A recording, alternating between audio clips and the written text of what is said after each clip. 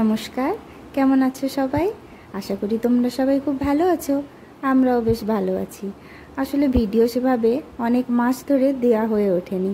মেয়েকে নিয়ে ব্যস্ততা ছিলাম একটু, ওরও স্কুলের অ্যাডমিশন ছিল, তাই সেভাবে আর টাইম দিতে পারিনি। তো আজকেও সেভাবে ভিডিও বানানোর কোনো প্ল্যানিং ছিল না, কিন্তু হঠাৎ করে মেয়ের সঙ্গে খেলতে খেলতে ভাবলাম চলো একটু টুক করে ভিডিওটা বানিয়ে ফেলি, আর সেটা তোমাদের সঙ্গে শেয়ার করে নেওয়াও যাবে। তো আজকে এবার বাচ্চাদের যাই বলো, যতই খেলনা থাকুক, ওদের খেলনা কিন্তু কম পড়েই যায়। এবার আমার মেয়ের আবার পুতুলের খুব শখ। এবার এত রকমের রকমের পুতুল থাকতে থাকতেও ওর যেন মনে হয় ওই পুতুলগুলো পুরনো হয়ে গিয়েছে।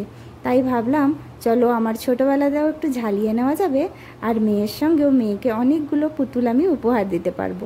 তো তাই জন্য চলো, আমার যে পুরনো কয়েকটা ওই কাপড় ছিল, যেগুলো আমরা ন্যাপকিন হিসাবে ইউজ করি ওই রান্নাঘরে করার জন্য, পরিষ্কার করার জন্য, ওখান থেকেই কিছু কাপড় নিয়ে এসে ভাবলাম চলো পরিষ্কার করে একটু মেয়ের জন্য ওটা দিয়েই পুতুল বানাই।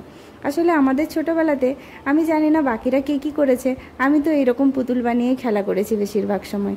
তখন আমাদের অত যে বানানো পুতুলগুলো রেডিমেড একটা একটা হয়তো থাকতো, কিন্তু বেশিরভাগ আমরা এই পুতুল নিয়েই খেলতাম।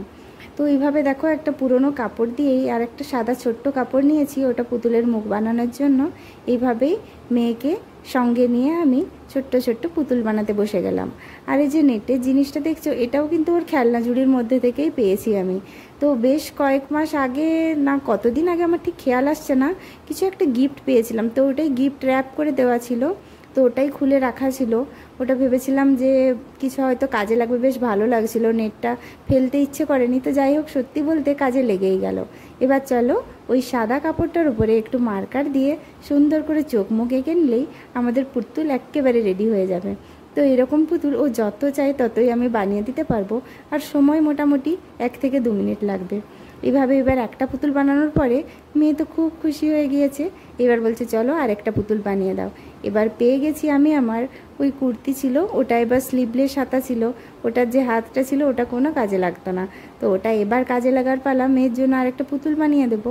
এবার দেখো ওই সেম প্রসেসে আমি গোল গোল করে রাউন্ড করে মুড়ে নিয়ে এবার সাদা কাপড়ের উপরে মার্কার দিয়ে চোখ মুখ এঁকে নিয়ে করে এবার আরেকটা পুতুলও রেডি করে ফেললাম। এবার হচ্ছে পুতুলের ড্রেস বানানোর পালা। পুতুলের ড্রেসও না অন্যরকমভাবে বানানো যেত অনেক কিছু, কিন্তু ওগুলো একটু টাইম লাগে, সুতো নিয়ে সেলাই করে আরও সুন্দর সুন্দর বানানো যায়। কিন্তু এই মুহূর্তে আমাকে ঝটপট করে ওকে বানিয়ে দিতে হতো। আমারও খুব একটা সময় নেই, আর অতটা পেশেন্সও থাকে না। মেয়েকে সামাল দিয়ে ওঠার পরে এইসব করার জন্য পেশেন্সও তো দরকার। তো যাই হোক, একটা না ওর ফ্রকের ওই নেটের মতন একটা অংশ ছিল, ওটাও খেলনার মধ্যেই রেখেছিল। তো ওটাকেই চলো আমি বললাম চল একটা লাল বউ বানিয়ে দিচ্ছি। এবার এটা দেখে তো খুব খুশি, লাল কালার তো একটু অ্যাট্রাক্ট করেই বাচ্চাদের।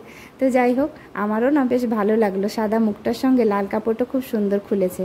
এবার এই কাপড়টা যতটা বড় ছিল, এটাকে যদি আমি কাটিং করে বানাতে যাই তাহলে কিন্তু 2-3টে পুতুলের